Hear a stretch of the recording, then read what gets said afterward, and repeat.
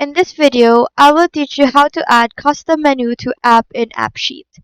Now, the first thing you need to do is to go to appsheet.com on your browser. And if you don't have an account, you can start for free by clicking on Get Started right here and sign up with your Google account. But if you already have an account, you can go ahead and sign in using your login credentials. After logging in, you will automatically be redirected to the dashboard. In here, you can open the app where you want to add a custom menu in. You can either select an existing app or you can also create a new one using your Google Sheet and clicking on this create button right here.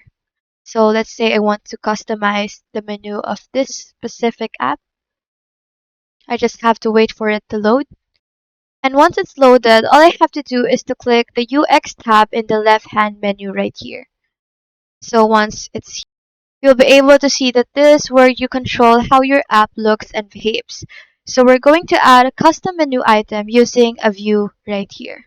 Just have to click or add view and click on new view button right here.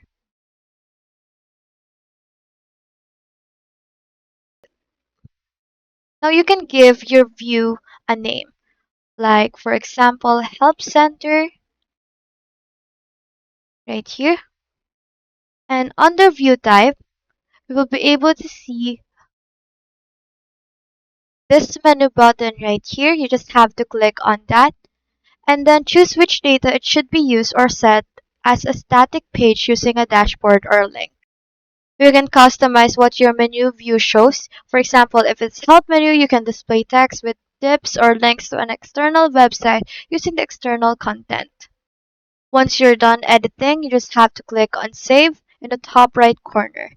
And your new menu item will now appear when users tap the hamburger icon in the app, or whatever icon you have used this for.